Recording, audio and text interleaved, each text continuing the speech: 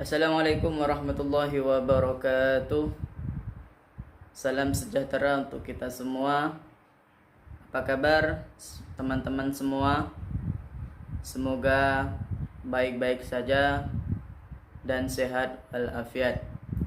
Oke teman-teman, kemarin kita sudah mempelajari yaitu bab 1 yaitu tentang teks laporan hasil observasi. Sekarang kita sudah bab 2 yaitu materinya teks eksposisi, yang mana kompetensi dasar yang teman-teman harus capai adalah mengidentifikasi teks eksposisi yang didengar dan atau yang dibaca.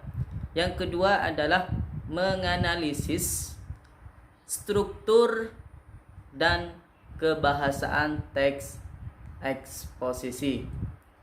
Oke, teman-teman, yuk kita bahas di slide yang ada di depan layar teman-teman.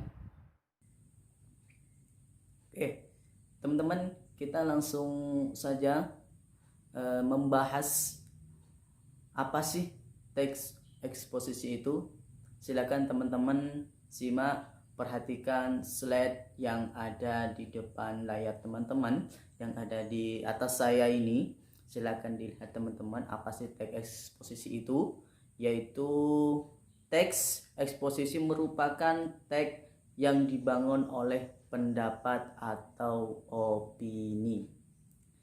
Jadi teks eksposisi itu merupakan pendapat atau gagasan teman-teman. Gagasan teman-teman. Teks ini disampaikan oleh penulis dan pembicara atau pembicara, maksudnya seperti itu, berdasarkan sudut pandang tertentu untuk menguatkan gagasan yang disampaikan penulis atau pembicara dan menyertakan dengan alasan-alasan yang logis. Jadi teks eksposisi itu adalah apa yang teman-teman sampaikan, apa yang teman-teman tulis, sehingga teman-teman itu mudah memahami dan si pembicara itu juga mudah memahami apa yang teman-teman tulis dan yang teman-teman sampaikan. Oke, lanjut ke slide yang selanjutnya, yaitu struktur teks eksposisi. Struktur teks eksposisi itu ada 3. Yang pertama itu pernyataan umum, yang kedua itu argumentasi atau pendapat, dan yang ketiga penegasan ulang. Oke, kita lanjut ke slide selanjutnya, yaitu penjelasan dari masing-masing struktur teks eksposisi. Yang pertama, pernyataan umum atau tesis. Apa maksudnya? Yaitu bagian pembuka dalam teks eksposisi. Bagian tersebut berisi pendapat umum yang disampaikan penulis terhadap permasalahan yang angkat dalam teks eksposisi. Jadi di tesis ini, di pernyataan umum ini berisi gambaran umum di dalam paragraf pertama.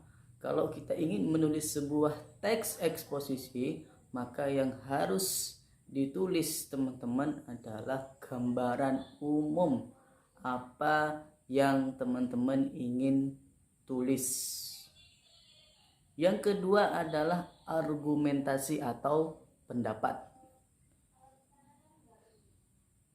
Argumentasi itu adalah unsur penjelas atau mendukung tesis yang disampaikan. Argumentasi dapat berupa alasan logis dan hasil temuan fakta-fakta, bahkan pernyataan para ahli.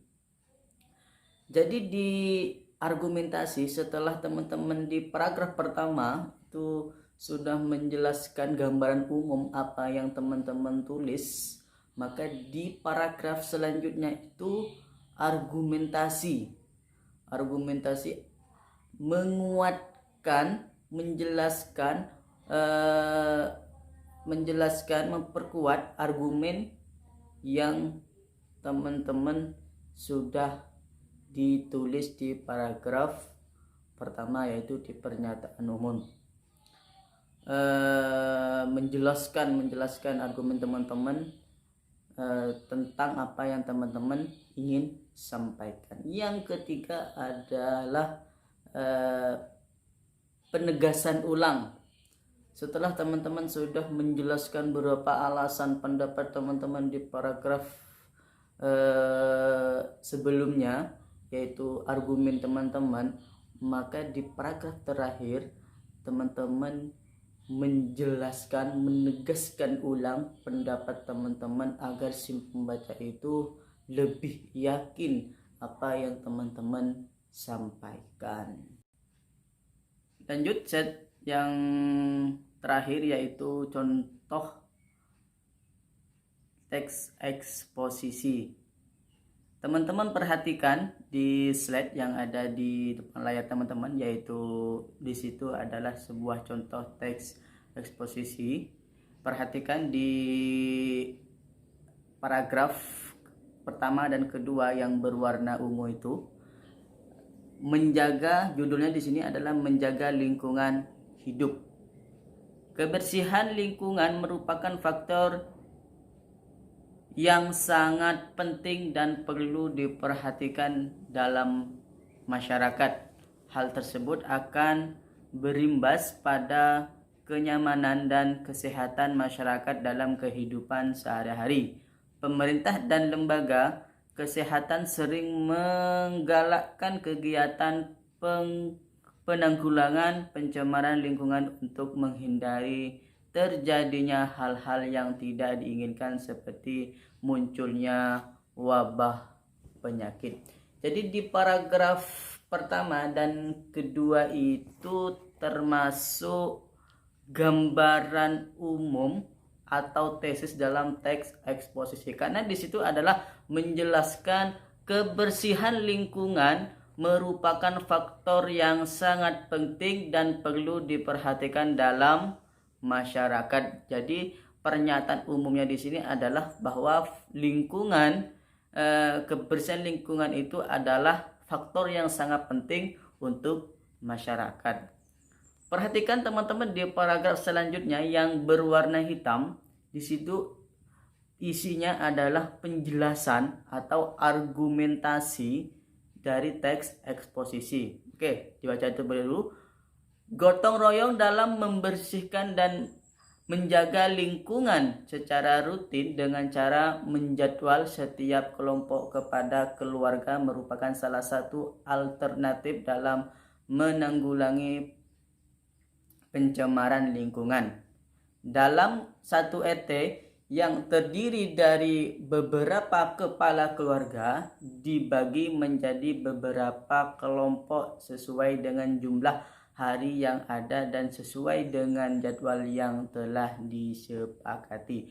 Jadi di paragraf ini menjelaskan argumentasi si penulis bahwa untuk menjaga kebersihan lingkungan itu dilakukan gotong royong dan dilibatkan dari masing-masing RT. Sedangkan di paragraf terakhir isinya ini adalah penegasan ulang. Saya akan baca di paragraf terakhir. Kebersihan lingkungan hidup merupakan hal yang tidak bisa dipisahkan dari masyarakat dan merupakan faktor penting bagi kesehatan dan kenyamanan dalam bermasyarakat. Hal tersebut akan tercapai jika dilakukan secara gotong royong melalui kerja bakti yang terorganisir, terjadwal, dan terpadu. Jadi di dalam paragraf terakhir ini adalah menegaskan atau membenarkan bahwa penjelasan-penjelasan yang disampaikan oleh penulis itu bahwa dengan gotong royong dan kebersamaan masyarakat untuk menjaga kebersihan lingkungan itu adalah sangat penting untuk kepentingan bersama di dalam masyarakat. Nah, itu dia teman-teman materi tentang pengertian teks eksposisi dan penjelasan tentang struktur teks eksposisi.